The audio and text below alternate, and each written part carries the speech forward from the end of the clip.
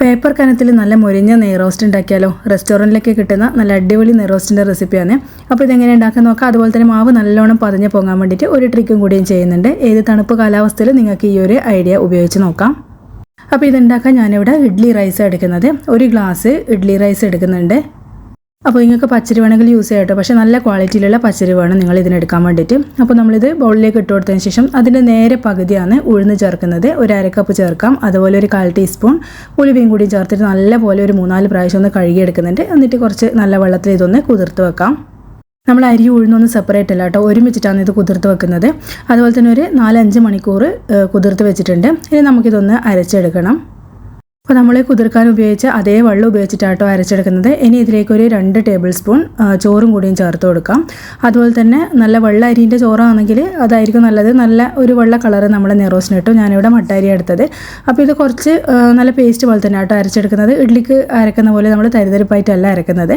ഇനി ഇത് നമ്മൾ ചെയ്യുന്നത് ഈ ഒരു ട്രിക്ക് എന്ന് പറയുന്നത് നമ്മളെ ചപ്പാത്തി കോലുണ്ടല്ലോ, അതുകൊണ്ട് നല്ല പോലെ നമുക്കിതൊന്ന് മിക്സ് ചെയ്ത് കൊടുക്കാം.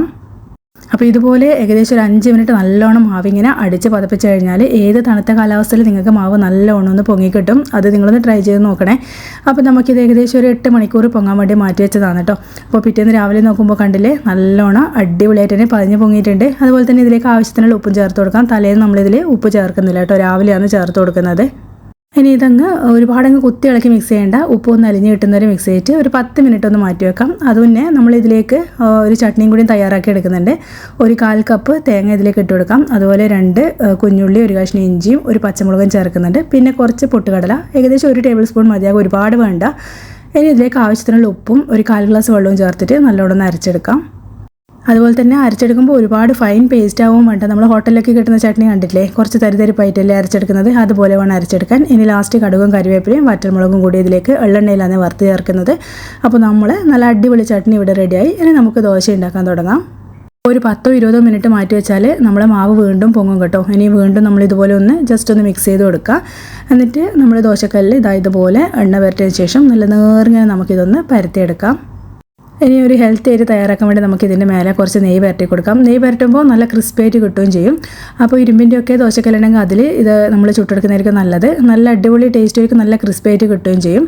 അപ്പോൾ ഇതാ പെട്ടെന്ന് തന്നെ നമുക്കിത് വിട്ട് കിട്ടുകയും ചെയ്യുന്നുണ്ട്. നിങ്ങൾക്ക് കാണുമ്പോൾ മനസ്സിലാക്കും നല്ല പേപ്പർ കനത്തിലുള്ള നല്ല മൊരിഞ്ഞ നെയ് റോസ്റ്റാണിത്.